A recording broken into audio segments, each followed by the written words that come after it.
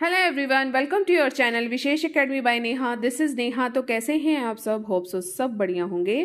तो guys, channel पर चल रही है हमारी बहुत ही अच्छी सीरीज़ जिसका नाम है सी टेट की हिंदी पेडागोगी। सी टेट की जो आपकी हिंदी आती है पेपर वाले प्रश्न, बहुत बहुत इंपॉर्टेंट सीरीज़ है ये आप सबके लिए। और इसमें जो मैं आपको कवर अप करवा रही हूँ वो सबसे पहले आपको कवर अप करवा रही हूँ PYQs, जो कि एक बहुत ही इम्पोर्टेंट रोल प्ले करते हैं आपके सी टेट में। तो चलिए वीडियो के एंड तक बने रहें। वीडियो को लाइक शेयर एंड सब्सक्राइब ज़रूर करके जाइएगा। तो चलिए वीडियो को स्टार्ट करते हैं। हमारा आज का फर्स्ट क्वेश्चन है, बुनियादी चरण में आकलन के उपकरण और प्रक्रियाओं की अभिकल्पना इस तरह होनी चाहिए जिससे जांच पत्र और परीक्षाएं शिक्षार्थियों के लिए स्पष्ट और उचित हो सके। परीक्षाएं शिक्षार्थियों के लिए जो बच्चे के अधिगम अनुभव का सहज विस्तार बन सके। शिक्षार्थी की प्रगति का उसके समग्र कक्षा प्रदर्शन के संदर्भ में वर्णन और विश्लेषण किया जाना चाहिए। और अध्यापक सभी शिक्षार्थियों की उपलब्धि का आकलन करने के लिए एक ही विधि का प्रयोग, तो ये नेगेटिव में चला गया है, ये ऑप्शन तो कट हो गया है। अब एक बार फिर से क्वेश्चन को देखिए कि बुनियादी चरण में आकलन का अगर आपने उसके उपकरण और प्रक्रियाओं की अगर आपने अभिकल्पना करनी है तो उसमें आप किस चीज़ को सबसे ज़्यादा महत्व दोगे जो कि बच्चे से जुड़ी हुई है। तो हमने यहाँ पे उसके समग्र कक्षा प्रदर्शन के संदर्भ में वर्णन करो और उसका विश्लेषण करो, ठीक है। तो ये इसमें भी ऐड ऑन हो जाता है भाई, अधिगम अनुभव होगी कि जो बच्चे ने चीज़ों को सीखा। अब जो उसने सीखा है वो कक्षा में ही सीखा है, कक्षा में प्रदर्शन करा है, ठीक है। प्रदर्शनी उसने करी है, उसका उसने वर्णन भी किया है। फिर उसके बाद अगर कुछ कहते हैं ना कोई कमी रह गई है तो उसका विश्लेषण भी किया है। तो ये सब चीज़ें आपके अनुभव में आ जाती है। और जो जांच पत्र हैं और परीक्षाएं हैं शिक्षार्थियों के लिए स्पष्ट और उचित हो सके, देखिए ये ऑप्शन भी इसमें कवर अप हो जाता है। तो बी ऑप्शन आपका बिल्कुल करेक्ट है कि जो बच्चों के अधिगम अनुभव का सहज विस्तार बन सके, ऐसा जो है बुनियादी चरण पर आकलन और उसके उपकरण और उसकी प्रक्रिया की अभिकल्पना हम इस तरह की कल्पना कर सकते हैं कि उसमें सभी के सभी जो बच्चे के अधिगम अनुभव हैं उसका हम सहज विस्तार बहुत अच्छे तरीके से कर सके, ठीक है। नेक्स्ट क्वेश्चन है, बच्चों का संज्ञानात्मक विकास और भाषा उद्दीपक प्रतिक्रिया संबंध के सिद्धांत और अनुकरण की प्रक्रिया से संबंधित है। ओके, मनुष्य का सहजात उपकरण है जिसके द्वारा वह भाषा में निपुणता प्राप्त करता है। विकास में उसका कोई संबंध ही नहीं है, ठीक है। और उस संस्कृति और समुदायों से घनिष्ठ रूप से संबंधित है जिनमें ये जो हैं हमारे बच्चे रहते हैं।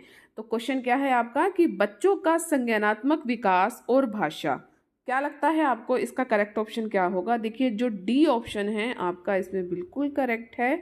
बच्चों का संज्ञानात्मक विकास और भाषा उस संस्कृति और समुदायों से घनिष्ठ रूप से बिल्कुल संबंधित है जिसमें बच्चे रहते हैं, ठीक है। संज्ञानात्मक विकास किसने दिया था? संज्ञानात्मक विकास हमारे पियाजे जी ने दिया था और उन्होंने बहुत ही अच्छे से इस चीज़ को एक्सप्लेन किया था कि विकास और भाषा का कितना अच्छे से जो है संबंध है, ठीक है। तो ये जो चीज़ होती है वो वहीं पर होती है जहाँ आपको घनिष्ठता दिखे, किस किस में, आपकी संस्कृति में और जो आपका समुदाय है जिसमें जो व्यक्ति रहता है, जिसमें जो बच्चा रहता है और उसमें भाषा का भी यूज़ होता है। तो ये सब चीज़ें कहाँ इंक्लूड होती हैं? आपके संज्ञानात्मक विकास और भाषा में, ठीक है। तो ये जो आपका डी ऑप्शन है बिल्कुल करेक्ट है। इसमें विकास में इसका कोई भी संबंध नहीं है, ऐसा नहीं हो सकता। मनुष्य का सहजात उपकरण है जिसके द्वारा भाषा में निपुणता, आपको इतना छोटा प्राथमिक कक्षा का विद्यार्थी उसको निपुणता प्राप्त करने की इतनी कोई ज़रूरत नहीं है, उच्च स्तर पर वो बच्चा नहीं है, ठीक है। उद्दीपक प्रतिक्रिया संबंध के सिद्धांत और अनुकरण की जो है प्रक्रिया से जो है संबंधित है। देखिए ये भी हो सकता है, लेकिन जो वैलिड क्वेश्चन जो कहते हैं ना एक अच्छा ऑप्शन जो ऑप्शन दिख रहा है वो डी ऑप्शन आपका बिल्कुल करेक्ट है। कोई भी व्यक्ति किसके द्वारा सर्वाधिक उपयुक्त तरीके से द्वितीय भाषा सीख सकता है? उपयुक्त तरीका बताना है और द्वितीय भाषा का बताना है। ऐसी कक्षा जहां आप व्याकरण पर केंद्रित ध्यान करते हैं और अध्यापक से सहायता प्राप्त करते हैं। देखिए यहाँ सिर्फ और सिर्फ व्याकरण की बात हुई है।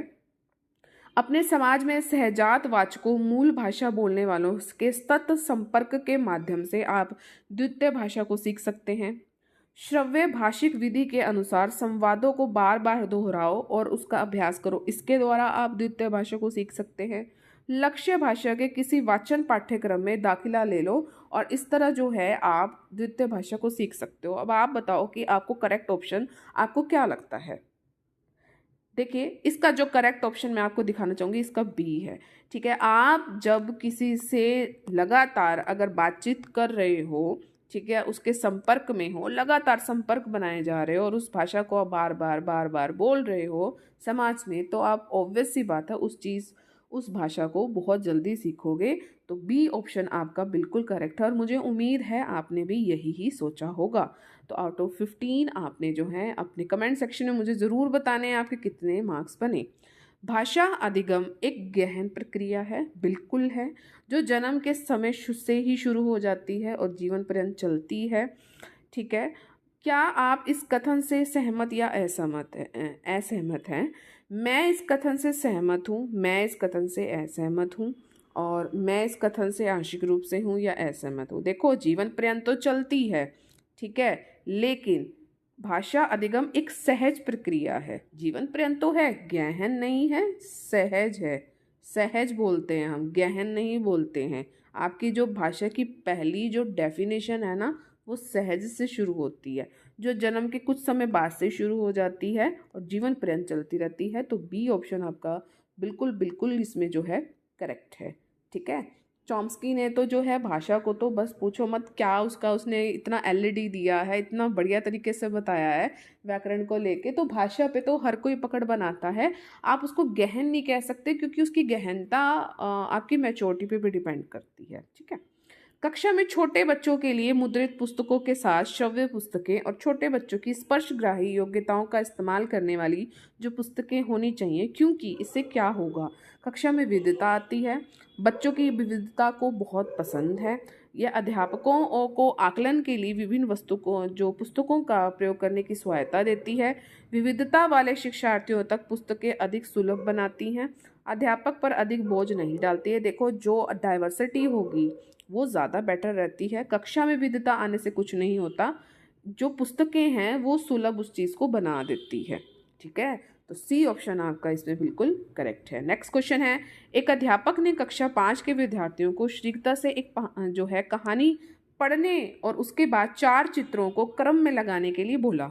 इस गतिविधि का क्या उद्देश्य है? चित्र कार्डों को क्रम से लगाना, सारांशीकरण के लिए पठन का अभ्यास करवाना, विशिष्ट सूचना जानने के लिए आप पठन का अभ्यास करवाना, या कहानी में आए नए और कठिन शब्दों की अगर आप पुनरावृत्ति कर रहे हो तो ये चीज़ दर्शाती है कि ये एक्टिविटी उसने इसलिए करी है। तो बी ऑप्शन बिल्कुल करेक्ट है। आप अभ्यास करवा रहे हो सारांश के लिए।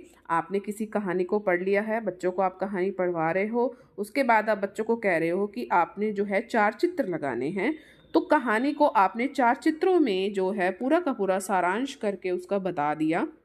तो ये गतिविधि इसलिए करवाई जाती है ताकि चित्रों के माध्यम से बच्चा बहुत जल्दी सीख जाता है। और अगर आप उसको क्रम में इस तरह लगा कर दे रहे हो तो वो तो सारांश ही हुआ। ठीक है, चलिए आगे बढ़ते हैं। इस प्रकार के पठन के कुछ अधिगम उद्देश्य और कार्य हैं। शिक्षार्थियों से अपेक्षा करती है कि वे विषय वस्तु को विस्तार से ध्यानपूर्वक और सावधानपूर्वक पढ़े। यह है, आप उसमें ध्यान से भी पढ़ रहे हो और आप जो है उसमें सावधानी से भी पढ़ रहे हो, और इसमें आपको जो है उद्देश्य भी दिए गए हैं, अधिगम के पठन के दिए गए हैं, और इसमें कार्य भी हैं। विस्तृत पठन हुआ, गहन पठन हुआ, निर्देशित पठन हुआ या आनंद के लिए। देखो, उद्देश्य भी है, आपको उद्देश्य भी दिया जा रहा है और उसको आपने सावधानी से भी पढ़ना है। तो देखो, वो तो गहन पठन ही हुआ, क्योंकि उद्देश्य जहाँ होते हैं वही ज्ञान पठन होता है। अगर आप आनंद के लिए पठन कर रहे हो तो वो उद्देश्य रहित हो जाएगा। और निर्देशित तो यार कोई हम ऐसे कहते कि भाई हमने डायरेक्शन दे दी, आप निर्देश दिए हैं तो आप इस तरह पढ़ोगे, नहीं। ये बी ऑप्शन आपका बिल्कुल इसमें करेक्ट है। ठीक है, आगे बढ़ते हैं। विद्यार्थी अध्यापक द्वारा दिए गए आदर्श वाक्यों को दोहराकर भाषा के जो प्रतिमान होते हैं वो सीखते हैं। ठीक है, विद्यार्थी अध्यापक द्वारा जो दिए गए आदर्श जो इसके वाक्य हैं इसको दोहराते हैं और भाषा के प्रतिमान जो पैटर्न होता है उसको सीखते हैं। वे वाक्यों को कंठस्थ बिल्कुल कर लेते हैं और सही तरीके से उसको ड्रिल करने पर अपने अध्यापक द्वारा सकारात्मक पुनर्बलन प्राप्त करते हैं। और अध्यापक द्वारा क्या किया जा रहा है, तो ये क्या है, ये आपका श्रव्य भाषिक विधि है। देखो यहाँ पर आप सुन रहे हो, आप दोहरा रहे हो तभी तो सुन पा रहे हो ना, सुन रहे हो तभी तो दोहरा पा रहे हो ना। तो उस चीज़ को बार बार आप कंठस्थ भी कर रहे हो, फिर उसको ड्रिल भी कर रहे हो, और उसके बाद जब आप ड्रिल कर रहे हो तो आपको उससे जो आपके अध्यापक हैं उनसे आपको सकारात्मक पुनर्बलन भी मिल रहा है। तो ये क्या है, तो ये श्रव्य भाषिक विधि है। ए ऑप्शन इसमें हमारा बिल्कुल बिल्कुल करेक्ट है। नेक्स्ट क्वेश्चन, शिक्षार्थी व्याकरण के नियम और शब्द संपदा को कंठस्थ कर रहे हैं। अधिकांश कार्य मातृभाषा में हो रहा है और भाषा अध्यापक द्वारा अपनी कक्षा में किस विधि का प्रयोग करना चाहिए। व्याकरण के नियम की यहाँ पर बात हो रही है, ठीक है। तो यहाँ पर वो किस विधि का प्रयोग कर रहा है, प्रत्यक्ष विधि का, प्राकृतिक उपागम का, संप्रेषणात्मक शिक्षण का, या व्याकरण अनुवाद का। देखिए यहाँ पर वो व्याकरण की बात हो रही है तो व्याकरण अनुवाद को ही यहाँ पर वो कंठस्थ कर रहे हैं ना, तो व्याकरण अनुवाद इज करेक्ट ऑप्शन। शिक्षार्थी व्याकरण के नियम और शब्द संपदा को कंठस्थ कर रहे हैं और जो अधिकांश कार्य हैं वो मातृभाषा में हो रहा है, तो भाषा अध्यापक द्वारा अपनी कक्षा में व्याकरण अनुवाद विधि का प्रयोग हमें करना चाहिए। तो डी ऑप्शन आपका इसमें बिल्कुल करेक्ट है। नेक्स्ट क्वेश्चन, यदि बच्चे अपने परिवेश में दो भाषाओं का बोलना सुनते हैं तो दो भाषाओं को सुनने के ये अवसर बच्चे को नुकसान पहुंचाते हैं, बच्चों को लाभ पहुंचाते हैं, कोई प्रभाव नहीं डालते, समझ में भ्रमित करते हैं। तो देखो लाभ तो पहुंचाएंगे, ये दो भाषा आप अपने परिवेश में एक साथ सुन रहे हो तो ऑब्वियस सी बात है कि बच्चों को लाभ ही पहुंचाएंगे। नेक्स्ट क्वेश्चन आपका, पठन सीखने में सबसे बड़ी चुनौती प्रेरणा और अच्छा बाल साहित्य पाने की है। इस चुनौती को दूर करने के लिए अध्यापकों को गृह कार्य के रूप में प्रतिदिन एक पुस्तक पढ़ने के लिए प्रेरित करो। अभिभावकों को अपने घर में एक छोटा सा पुस्तकालय बनाने के लिए प्रोत्साहित करो। बाल साहित्य की तरलता से उपलब्धता जिससे पठन के लिए प्रोत्साहित और रुचि पैदा हो। विद्यालय के अधिकारियों को चाहिए कि वे बच्चों को पुस्तक मेले में ले जाए और वहाँ पुस्तकें पढ़ने के लिए प्रोत्साहित करो और रुचि पैदा करो। देखो आप बच्चे को कहें कि एक दिन में एक बुक पढ़ो, ऐसा इम्पॉसिबल है हम बड़ों के लिए भी, और इतने छोटे बच्चों को आप बिल्कुल भी फोर्स नहीं कर सकते। अभिभावकों का अगर आर्थिक रूप से अगर वो सक्षम नहीं हैं तो वो कैसे पुस्तकालय को खोल सकते हैं, ये भी हो गया। कितने अधिकारी ऐसे हैं जो पुस्तक मेले में बच्चों को बार बार ले जाएंगे, ऐसा भी नहीं होता। बच्चों को जो है पुस्तक मेले में ले जाएंगे, बच्चों को ये पुस्तक मेले में ले जाएंगे, तो ऐसा कितना हो सकता है, नहीं है इतना पॉसिबल। तो सी ऑप्शन इसमें हमारा बिल्कुल करेक्ट है कि हमें उसकी उपलब्धता जो है मिल जाए और हम जो है बच्चों में उस चीज़ को प्रोत्साहित करें कि आप जो है बाल साहित्य को पढ़ो और जिसमें आपकी रुचि पैदा हो जाए। तो सी ऑप्शन हमारा बिल्कुल करेक्ट है। प्राथमिक स्तर पर भाषा कौशल का अगर हमने आकलन करना है उसके लिए भाषा अध्यापक को मुख्यतः किस पर ध्यान केंद्रित करना चाहिए। प्राथमिक स्तर की बात हो रही है, भाषा कौशल का हमने आकलन करना है तो किस पर हम ध्यान देंगे। वर्णमाला के अक्षरों को हम पहचानेंगे, इस पर हम ध्यान दें। विराम चिन्हों का प्रयोग करके, उचित गति के साथ गठन करके, या समझ के साथ पठन करके। तो देखो डी ऑप्शन बिल्कुल करेक्ट है। समझ के साथ अगर हम पठन कर रहे हैं तो हम भाषा कौशल को अर्जित कर सकते हैं। तो डी ऑप्शन हमारा इसमें बिल्कुल बिल्कुल करेक्ट है। नेक्स्ट क्वेश्चन है, एक अच्छी वाचन मतलब बोलना गतिविधि वह है जिसमें अध्यापक अधिक व्याख्या करते हैं, शिक्षार्थी अधिक सुनते हैं, शिक्षार्थी बीच में बहुत अधिक बातचीत करते हैं, अधिकांश मुखरित विद्यार्थियों को की जो है सहभागिता रहती है। तो जिसमें शिक्षार्थी जो बच्चे हैं वो आपस में बहुत ज़्यादा बातचीत करें तो वही सबसे बेटर जो है अच्छी वाचन है, जिसको आप बोलना कहते हो, ठीक है। तो सी ऑप्शन आपका इसमें बिल्कुल करेक्ट है, ठीक है। इसमें एक और भी बात बताएगी कि अच्छी वाचन गतिविधि की निम्नलिखित विशेषताएं हैं। शुद्ध उच्चारण का अभ्यास इसमें कराया जा सके, त्वरित गति से पढ़ने का अभ्यास कराया जाता है, अभिव्यक्ति की क्षमता का विकास इसमें हो सके, और जो शिक्षार्थी है वो भाव को सही ढंग से समझने की क्षमता को उत्पन्न कर सके। तो सी ऑप्शन करेक्ट है। पाठ के आरंभ में एक अध्यापक ने अपनी कक्षा के शिक्षार्थियों को समूह में बांटा और कहा कि अभी हाल में ही पढ़े गए समाचार पत्र के रुचिकर आलेख के बारे में बात करें। बोलने या जिसे आप वाचन कहते हो कि यह गतिविधि किस लिए है, पाठ के आरंभ में ही बात हो गई है और समूह में हमने उसको बांट दिया है। तो ये मौखिक प्रवाह अभ्यास है, नियंत्रित मौखिक अभ्यास है, निर्देशित मौखिक अभ्यास है, या इसमें सक्रिय श्रवण है। तो देखो ये मौखिक प्रवाह आपका अभ्यास है। ठीक है, तो ए ऑप्शन इसमें हमारा बिल्कुल करेक्ट है। समग्र भाषा उपागम क्या होता है? अगर आप समग्र भाषा की बात करोगे, ये एक अर्थ आधारित है, कौशल आधारित है, ध्वनियों का मिश्रण है, या ध्वनि संकेत संबंध में निष्कर्ष निकालने में है। तो समग्र भाषा उपागम जो होता है वो आपका अर्थ आधारित होता है। ठीक है, समग्र भाषा उपागम बच्चों के भाषाई विकास की जो है स्पष्ट जो है एक समझ पर क्या करती है, बल देती है। समग्र भाषा उपागम बच्चों के जो होते हैं भाषाई विकास की स्पष्ट समझ पर बल देती है, और समग्र भाषा उपागम में भाषा अधिगम के लिए एक उपकरण के रूप में साहित्य जो है प्रयोग किया जाता है। तो ए ऑप्शन इसमें हमारा बिल्कुल करेक्ट है।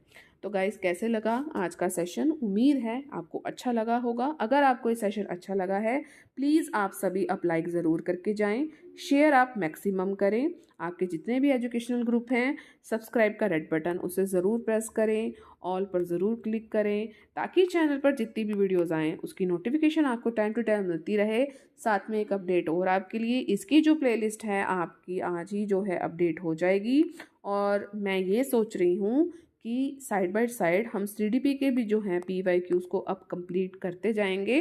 ठीक है, क्योंकि देखिए 2024 का ये लेटेस्ट क्वेश्चन पेपर था, जिसमें आपका जो लैंग्वेज 1 होती है जिसमें हिंदी आती है वो मैंने आपको करवा दिया है। लैंग्वेज 1 हिंदी के क्वेश्चन भी मैंने आपको करवा दिए हैं, जिसमें लैंग्वेज 2 हिंदी है उसके भी हमने क्वेश्चन अब कवर जो है इसमें कर लिए हैं।